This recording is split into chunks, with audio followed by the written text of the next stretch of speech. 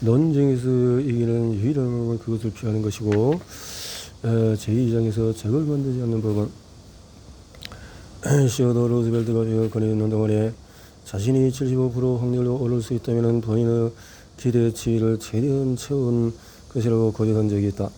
20세기에서 가장 유명했던 사람이 그런 이야기를 했다면 당신은 나는 어떻게 생각해야 할까? 만일 당신은 55%의 확률로 오른 것을 확신할 수 있다면 월가에서 매일 $100만 벌 수 있을 것이다. 만일 당신은 55%의 확실성도 없다면 다른 사람이 틀렸다고 지적하는 게 옳다고 생각하는가? 우리는 일정한 말이 아니라도 시선, 말투, 행동으로 누군가가 틀렸다는 사실을 알릴 수 있다. 그러니 상대방에게 잘못되었다고 말하며 그의 동의를 얻을 수 있을까? 절대 아니다. 당신은 그의 지능, 판단력, 자존심 그리고 자존감에 직접적인 타격을 입힌 것이 된다.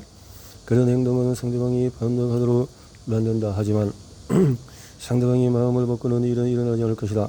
그에게 플라톤과 칸트의 논리에 기반하여 비난을 퍼부을 수 있지만 당신이 마음을 상하게 했다면 그는 절대 의견을 바꾸지 않을 것이다.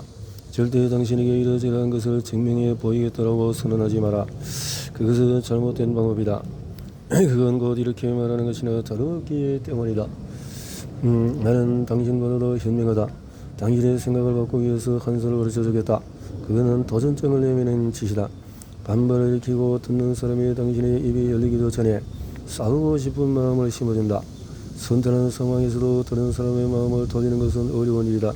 그런데 왜 그 일을 더 어렵게 만드는가? 어째서 불리함을 자초하는가? 무언가 증명하고 싶다면 아무에게도 그 사실을 알리지 말라. 아주 섬세하고 재치 있게 행동해서 당신이 하는 일을 알아챌 수 없도록 해라. 알렉산더 포프는 이를 다음과 같이 간단하게 표현했다. 가르치는 자 없이 배우도록 하고 모르는 게 있으면 있고 있는 것처럼 알려주어라. 체스터필드 경은 아들에게 이렇게 말했다. 가능하다면 남들보다도 현명한 사람이 되어라. 하지만 내가 현명하다고 알리지는 말아라. 그거단 정도를 제외하고 20년 전에 내가 믿었던 것들 중에서 지금까지 믿고 있는 것은 거의 없다. 아인슈타인은 잃고 나니 그거단마저도 의심이 들기 시작했다. 지금으로부터 20년 뒤 이 책에서 말하는 것들을 더는 믿지 않을 수도 있다. 저는 그 무엇도 확신할 수 없기 때문이다. 소크라테스는 아테네의 제자들에게 반복해서 말했다. 내가 아는 유일한 것은 내가 아무것도 알지 못한다는 것이다. 나는 소크라테스보다도 현명하기를 바랄 수 없다. 그러기에 사람들이 잘못되었다고 지적하는 것을 그만두었다. 그리고 그 결과 이득을 보았다. 만일 당신이 보기에 누군가가 틀린 소리를 했다고 치자. 그리고 당신은 그가 틀린 소리를 한다는 것을 알고 있다고 치자. 그럴 때 이렇게 운을 띄우는 게 좋지 않을까? 자, 어디 봅시다. 제 생각은 다른데 제가 틀릴 수도 있습니다. 자주 있는 일이거든요.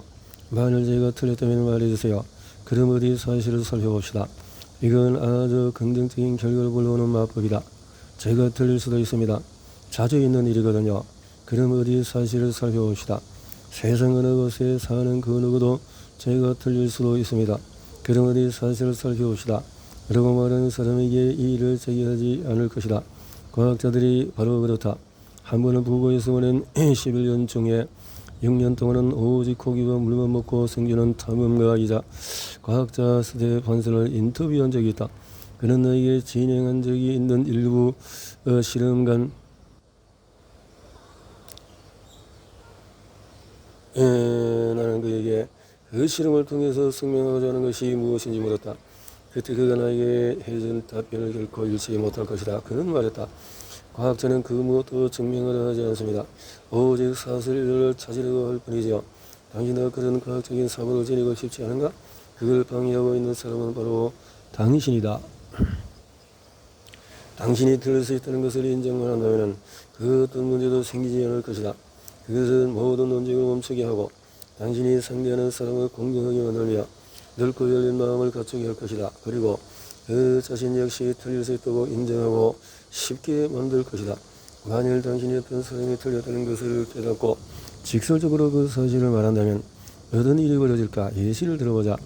에스씨는 뉴욕에서 활동하는 젊은 변호사로 미국 대법원에서 열린 한 중요한 재판을 담당하고 있었다. 그 사건에 많은 돈뿐만 아니라 중대한 법률 문제가 걸려 있었다. 여론은 동안의 대부분 판사 중에 한 명이 그에게 물었다. 회사법 공소시효는 영렬입니다. 그렇지 않나요? 변호사의 수시는 말을 멈추고 판사를 잠시 쳐다보며 주저없이 이렇게 말했다. 판사님, 회사법에는 공소시효가 적용되지 않습니다. 변호사의 수신이 이렇게 회상했다. 재판장의 침묵에 내려앉았습니다. 마치 기온이 영으로 뚝 떨어진 것만 같았지 원래의 답변을 얻었습니다. 판사가 틀린 게 맞았기에 그렇게 대답한 것이죠. 하지만 그가 과연 무적이 되었을까요? 아닙니다. 나는 아직도 내가 맞았다고 믿고 있습니다.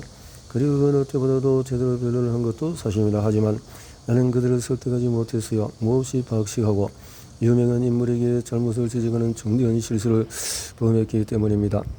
논리적인 사람은 그리 많지 않다.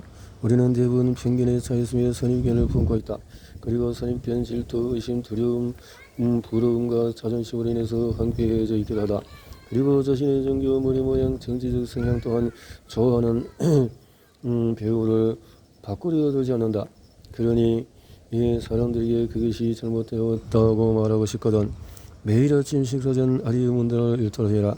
제임스 하비 로빈슨의 계몽적인 저서 마음의 형성 과정이라는 책에서 나오는 구절이다. 가끔 우리는 그 어떤 저항이나 무거운 감정 없이도 마음을 돌리는 경우가 있다. 하지만 누군가 우리가 잘못되고 지적할 경우에 우리는 오히려 비방하고 싶은 마음이 들거나 냉담해진다. 우리는 믿음을 만드는 것에 있어 놀라울 정도로 부주의하다.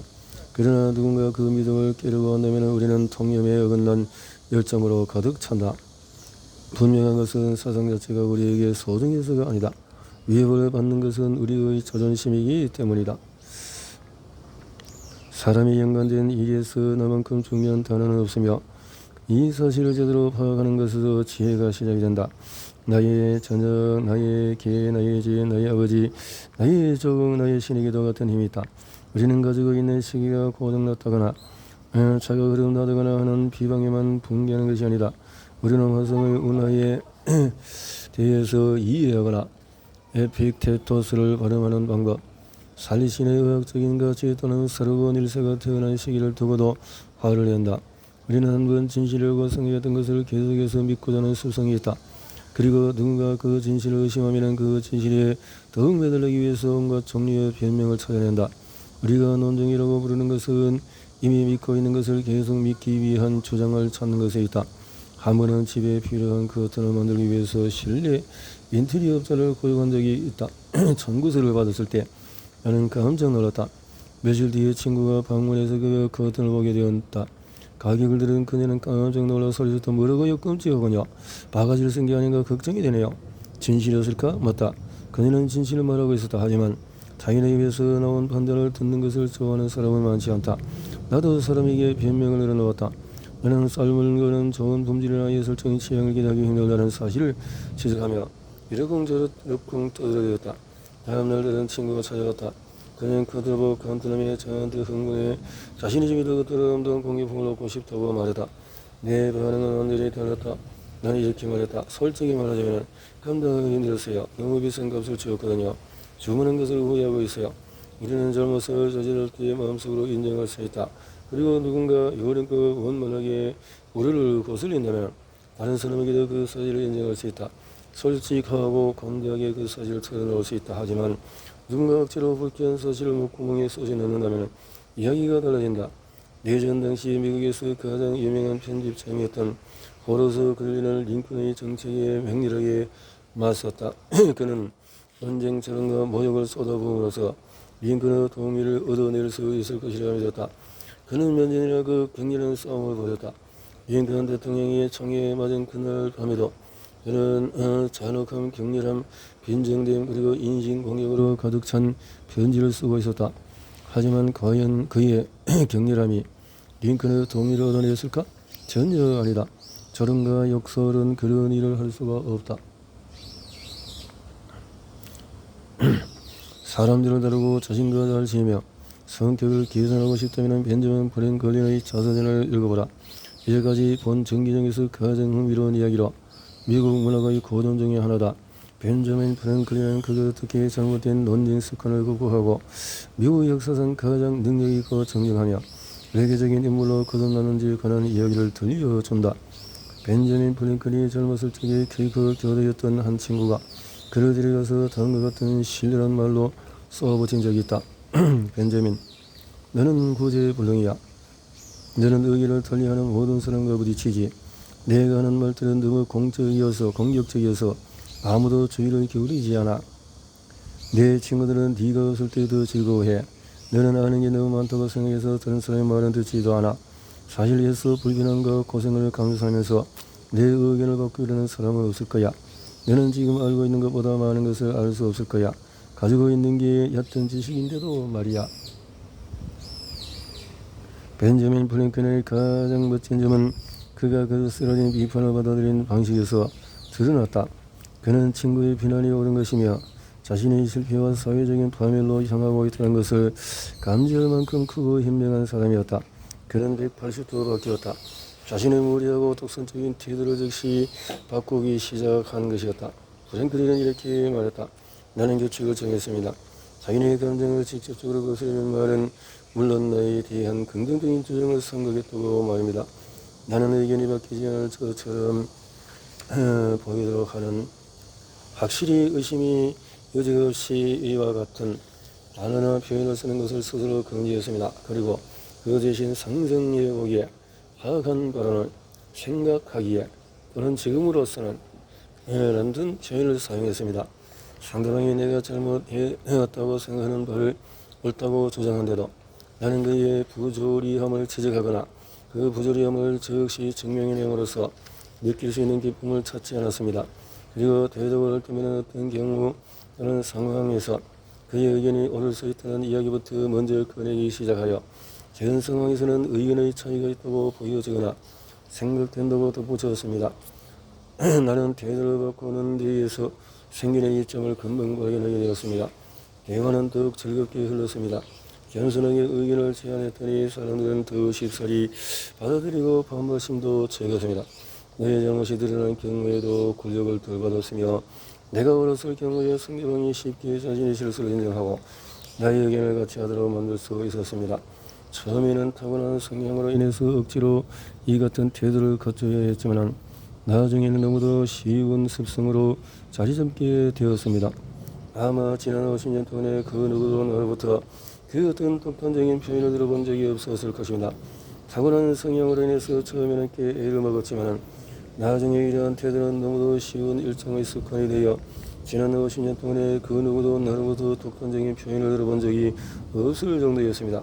그리고 무엇보다도 이 습관 덕분에 새로운 제도나 오래된 것의 개혁을 제안할 때 친애하는 국민들의 지지를 받을 수 있었으며 공공의원회의 의원이 되어 많은 영향력을 행사할 수 있었던 것도 그 덕분이라고 생각합니다. 나는 말 주변에 없었고 연설은 꿈도 꿀 수 없었으며 단어 선택에 많은 어려움을 겪은 리더가 잘못된 언어를 쓰기도 했지만 보통 하고자 하는 주장은 관찰할 수 있었습니다. 벤저민 프랭클린의 방법을 어떻게 사업에 적용할 수 있을까? 두 가지 예시를 살펴보자.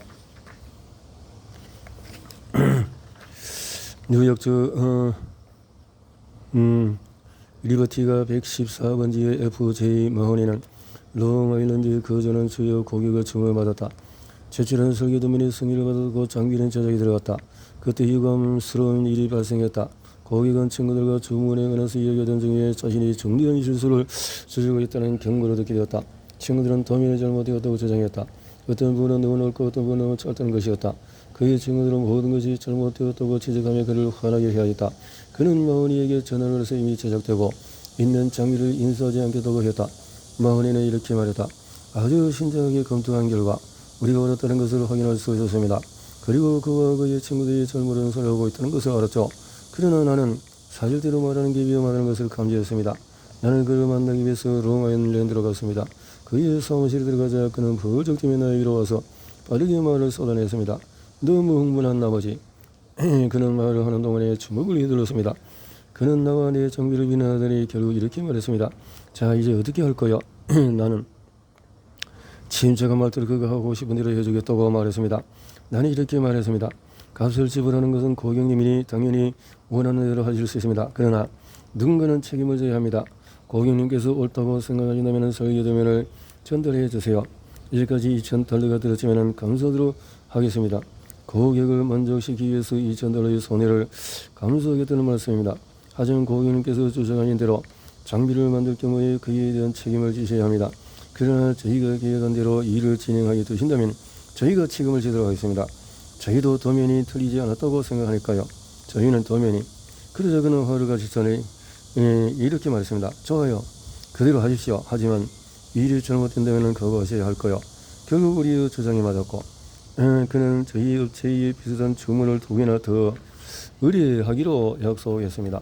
그 남자가 나를 모욕하고 내일 우리의 주먹을 휘두르며 내가 일을 똑바로 하지 못한다고 했을 때 나는 그와 싸우거나 해명을 하지 않기 위해 스스로 자제해야 했습니다. 저는 저질에게 필요한 일이었지만 그만한 보상이 따랐습니다. 만일 그가 틀렸다고 말하면 논쟁을 시작했다면 소송 악감정, 재정적인 피해를 겪고 소중한 고객을 잃었을 것입니다. 이 일로 저는 누군가가 틀렸다고 지적하는 것이 아무런 도움이 되지 않는다는 사실을 깨닫게 되었습니다. 다른 예시를 들어보자. 내가 듣고 있는 예시들은 수많은 사람들이 언제든 겪을 수 있는 그런 일들을 쓰는 것을 잊지 마시라. RV 크로울리는 유에게는 한 목재에서의 판매 사원이었다. 그는 자신이 벌써 몇 년째 엄격한 목재 검사관들의 잘못을 지적하는 데 시간을 쏟아왔다는 사실을 고백했다. 말싸움을 이길 때도 있었지만 그건 아무런 도움이 되지 않았다. 크로울리는 말했다. 그 목재 검사관들은 야구 심판 같은 사람들입니다. 한번 결정을 내리면 절대로 마음을 바꾸지 않습니다. 크로울리는 자신이 논쟁에서 이김으로써 그의 회사가 수천 달러의 손해를 보는 것을 목격했다. 그는 내 수업을 듣는 동안에 전략을 바꿔서 논쟁을 포기하기로 했다. 어떤 결과가 있었을까? 그는 직접 수업에서 당시의 이야기를 들려주었다. 어느 아침에 사무실 전화가 울렸습니다. 수학이 너머에는 어떤 언제를 거절하지 않는 사람이 나에게 우리가 그의 공장으로 보낸 목재의 한 차 물량이 완전히 부족하다는 통보를 해왔습니다. 그의 회사는 하역을 멈추었으니 당장 야적장에서 목재를 빼라는 것이었습니다. 4분의 1 정도 되는 물량을 하역했을 뿐인데 목재 검사관이 절반 이상의 목재의 규정 미달이라는 판정을 내렸던 겁니다. 그 상황으로 인해서 그들은 인수를 거절했습니다. 나는 곧바로 공장으로 향하며 머릿속으로 상황을 해결하는 최선의 방법을 생각했습니다. 대개는 그런 일이 발생했을 때에 검사 규정을 인용하며 내가 목재 검사관으로 일하던 당시 쌓은 경험과 지식에 기반해서 다른 검사관을 설득하여 목재들의 규격을 충족했으며 그 검사 규정을 잘못 이해하고 있다고 알려줬을 겁니다. 그러나 나는 이번만큼은 카네기 강연에서 배운 규칙들을 적용해 보기로 했습니다. 공장에 도착했을 때 나는 구매 대리인과 목재 수수관이 살벌하게 논쟁을 펼치고 싸워 있는 것을 발견했습니다. 우리는 목재를 하여가는 곳으로 향했습니다. 나는 뭔가 잘못되었는지 알고 싶다며 계속해서 물건을 내려줄 것을 요청했습니다. 그리고 검사관에게 하던 일을 계속해서 하고 규격 미달 판정을 받은 목재들을 한쪽으로 쌓아달라고 했습니다. 그를 한참 주시한 나는 그의 검사 기준이 너무 엄격하며 그가 규정을 잘못 이해하고 있다는 것을 깨닫게 되었습니다. 그 목재는 백송이었는데 나는 그 검사관이 견목에 대해서는 충분한 교육을 받았어도 백성에 대해서는 경험이 별로 없다는 것을 알았습니다. 나는 백성에 대해서는 잘 알고 있었지만 그가 등급을 판정하는 데는 어떤 의의도 제기하지 않았습니다. 나는 계속해서 그가 하는 일을 지켜보며 왜 특정 목재가 규정 미달인가에 대해서 질문하기 시작했습니다. 그리고 단 한순간도 검사관이 틀렸음을 암시하는 태도를 취하지 않았습니다. 나는 그에게 질문하는 이유가 다음 주문에서 더 만족스러운 납품을 하기 위해서임을 강조했습니다. 아주 친근하고 협조적인 태도로 질문하며 계속해서 그들의 사용 목적에 적합하지 않은 목재를 가려내는 것이 당연하다는 것을 강조했습니다. 그의 마음이 풀리자 긴장되어 있던 분위기도 부드러워졌습니다. 가끔 나는 조심스럽게 몇 마디를 던지는데 그것이 그의 마음 속에서 자신이 불량품이라고 했던 목재들이 사실은 그렇지 않을 수도 있으며 자신이 요구했던 것이 사실은 좀 더 비싼 등급의 목재들이었다는 깨달음이 싹 트는 듯했다. 나는 매우 조심스럽게 굴며 그에게 내가 사실을 먼저 선언하는 것을 알리지 않도록 했습니다. 점차 그의 태도가 변했습니다.